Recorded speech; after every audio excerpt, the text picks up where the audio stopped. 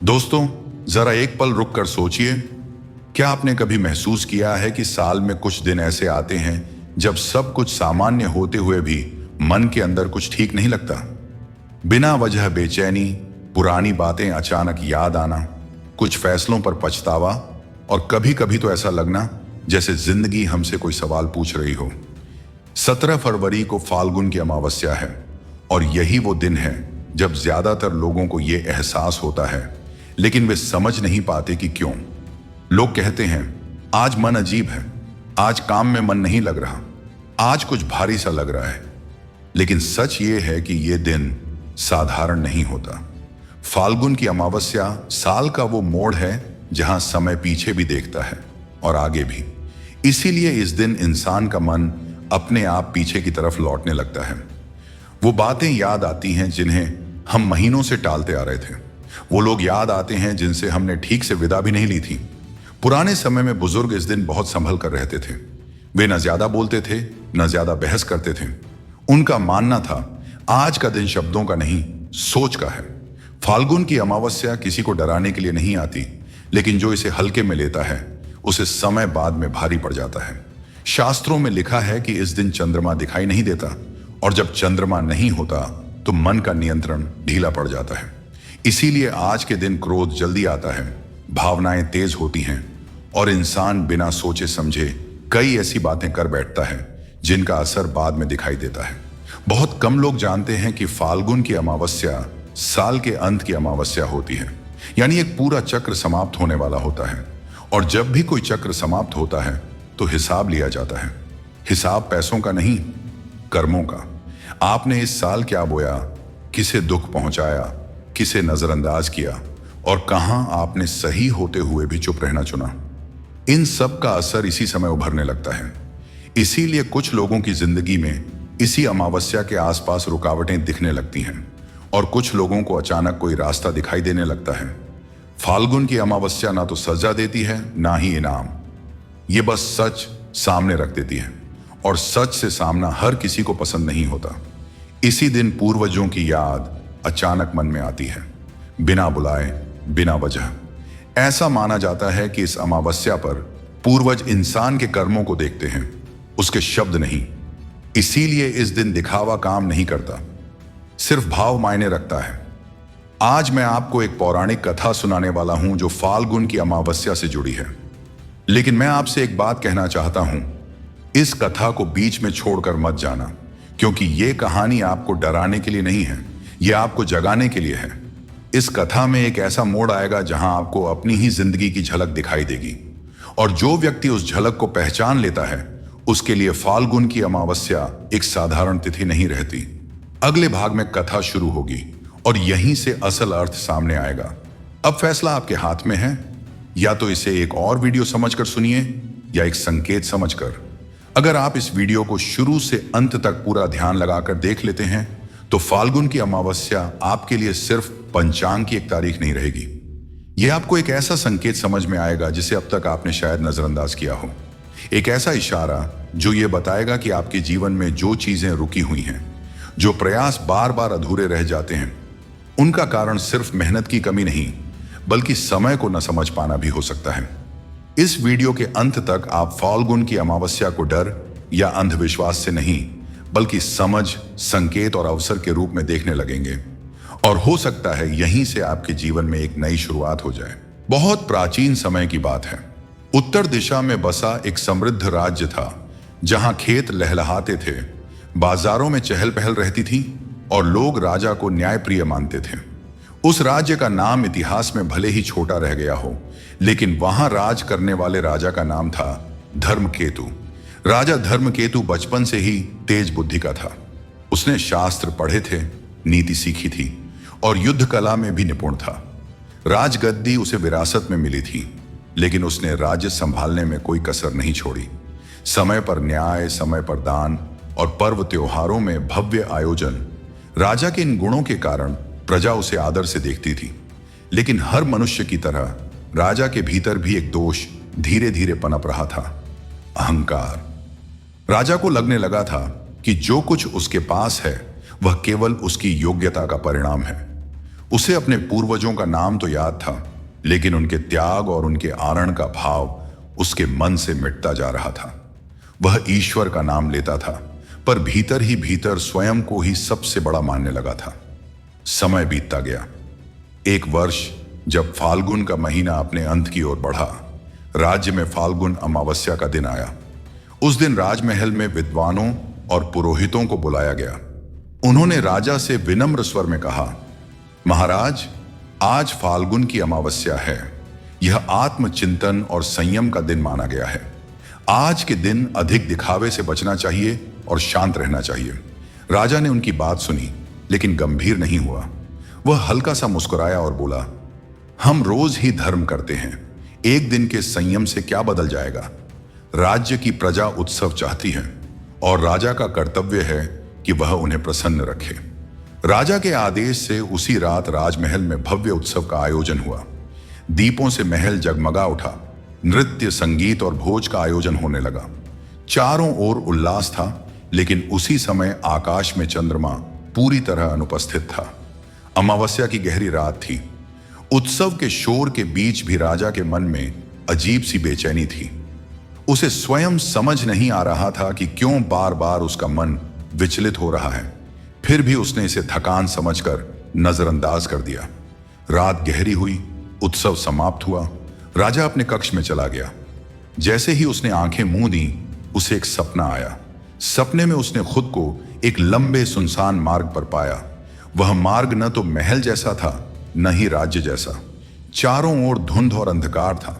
उसके साथ कोई सैनिक नहीं था, कोई सेवक नहीं था। वह अकेला था। राजा ने आगे बढ़ना चाहा, लेकिन हर कदम भारी लग रहा था। तभी उसे दूर से धीमी सी आवाज सुनाई दी, ऐसी आवाज जिसमें शिकायत भी थी और प्रतीक्षा भी। राजा ने इधर उधर देखा, पर कोई दिखाई नहीं दिया। कुछ कदम आगे बढ़ते ही एक वृद्ध पुरुष सामने प्रकट हुआ। उसके वस्त्र साधारण थे, शरीर दुर्बल, लेकिन उसकी आंखों में ऐसा तेज था कि राजा की दृष्टि झुक गई। उस वृद्ध के चेहरे पर न क्रोध था, न करुणा, बस गंभीरता थी। वृद्ध ने कहा, राजन, क्या तुम हमें सच में भूल गए? राजा का हृदय जोर से धड़क उठा। उसने पूछा, तुम कौन हो और यह स्थान कौन सा है? वृद्ध ने कोई सीधा उत्तर नहीं दिया। उसने चारों ओर देखा और बोला, आज फाल्गुन की अमावस्या है। आज वह रात है जब जो भुला दिया जाता है वही सामने आ खड़ा होता है। राजा को पसीना आने लगा। उसने कहा, मैंने किसी का अहित नहीं किया, मैं धर्म का पालन करता हूं। वृद्ध ने राजा की ओर देखा और पहली बार उसकी आवाज में कठोरता आई। धर्म केवल कर्म से नहीं, भाव से पूरा होता है राजन, और भाव तुमने बहुत समय से दबा दिए हैं। इतना कहकर वृद्ध ने अपनी छड़ी जमीन पर टेका। अचानक राजा को अपने जीवन के कई दृश्य दिखने लगे, ऐसे दृश्य जिन्हें उसने कभी महत्व नहीं दिया था। कुछ क्षण बाद सब कुछ अंधकार में डूब गया। राजा की नींद टूट गई। वह घबराकर उठ बैठा। उसका हृदय तेजी से धड़क रहा था। बाहर देखा, अभी भी अमावस्या की रात थी। महल में सन्नाटा था। राजा पहली बार समझ नहीं पा रहा था कि यह केवल सपना था या कोई संकेत। उसके भीतर एक अनजाना भय और पश्चाताप दोनों जन्म ले चुके थे, लेकिन वह यह नहीं जानता था कि यह सपना केवल शुरुआत थी। फाल्गुन की अमावस्या अभी राजा को पूरा सत्य दिखाने वाली थी। राजा धर्मकेतु उस रात दोबारा सो नहीं सका। महल में सन्नाटा था, लेकिन उसके भीतर शोर मचा हुआ था। हर बार जब वह आंख बंद करता, उसे वही बूढ़ा पुरुष दिखाई देता, वही गंभीर दृष्टि, वही वाक्य, आज फाल्गुन की अमावस्या है और आज हर हिसाब मांगा जाता है। पहली बार राजा को लगा कि उसका वैभव, उसका सिंहासन, उसकी सेना, इनमें से कुछ भी उसे सुरक्षा नहीं दे पा रहा। रात के अंतिम प्रहर में वह अपने कक्ष से बाहर निकला, बिना किसी सेवक को बुलाए, बिना किसी घोषणा के। वह महल के उस पुराने हिस्से की ओर गया जहां वर्षों से कोई नहीं जाता था। वहां उसके पूर्वजों की प्रतिमाएं थीं, धूल जमी हुई, दीप बुझे हुए। राजा वहीं जमीन पर बैठ गया, एक राजा जमीन पर। उसी क्षण उसके भीतर कुछ टूटने लगा। उसे याद आया कैसे सत्ता मिलने के बाद उसने धीरे धीरे अपने निर्णयों को सबसे ऊपर रखना शुरू कर दिया था। उसे याद आया कैसे उसने कई बार किसी निर्धन की बात सिर्फ इसलिए अनसुनी कर दी क्योंकि वह समय पर कर नहीं दे पाया था। उसे याद आया कैसे उसने दान तो दिया, लेकिन यह देखने के लिए कि लोग उसके बारे में क्या कहेंगे। राजा की आंखों से आंसू गिरने लगे। वह रो नहीं रहा था, वह हल्का हो रहा था। तभी उसे फिर वही आभास हुआ। वह वृद्ध पुरुष धीरे धीरे उसके सामने प्रकट हुआ। इस बार उसका स्वर कठोर नहीं था, उसमें शांति थी, गंभीर करुणा थी। वृद्ध ने कहा, राजन, आज फाल्गुन की अमावस्या है। यह वही रात है जब मनुष्य अपने आप से झूठ नहीं बोल पाता। राजा ने सिर झुका लिया। उसकी आवाज कांप रही थी। मैंने अपने भीतर अहंकार को जगह दे दी। मैं भूल गया कि जो कुछ मेरे पास है वह मुझे सौंपा गया था, मेरा नहीं था। वृद्ध ने धीरे से कहा, जो यह समझ ले वही इस अमावस्या को समझ लेता है। फिर वृद्ध ने अपने हाथ से राजा के चारों ओर संकेत किया। राजा को अपने राज्य के दृश्य दिखाई देने लगे। वह किसान जिसकी बात वह टाल चुका था, वह वृद्ध जिसे न्याय मिलने में देर हुई थी, वह सैनिक जिसकी निष्ठा को उसने सामान्य समझ लिया था। वृद्ध बोला, फाल्गुन की अमावस्या पूजा नहीं मांगती, यह संतुलन मांगती है। यह दीप नहीं देखती, यह दृष्टि देखती है। राजा ने उसी क्षण मन ही मन संकल्प लिया। उसने न किसी देवता से वर मांगा, न किसी भय से क्षमा। उसने बस इतना कहा, अब जो करूंगा बोध के साथ करूंगा। वृद्ध के चेहरे पर हल्की सी मुस्कान आई। यही इस तिथि का उद्देश्य है, वृद्ध बोला। और फिर वह धीरे धीरे वायु में विलीन हो गया। सूर्य उदय हुआ। राजा धर्मकेतु अब वही व्यक्ति नहीं था जो पिछली रात था। उस दिन उसने दरबार नहीं लगाया, उसने कोई घोषणा नहीं की, लेकिन उसके निर्णय बदल गए। अब दान गुप्त रूप से होने लगा, न्याय तेज नहीं न्यायपूर्ण होने लगा। और राजा पहले सुनता फिर निर्णय करता। कहा जाता है कि उस राज्य में उसके बाद कभी अचानक विनाश नहीं आया, क्योंकि राजा ने समय रहते अपने भीतर के अंधकार को पहचान लिया था। यही कारण है कि फाल्गुन की अमावस्या को शास्त्रों में सिर्फ एक तिथि नहीं कहा गया। यह वह रात मानी गई जब इंसान अपने कर्मों से आंख नहीं चुरा पाता।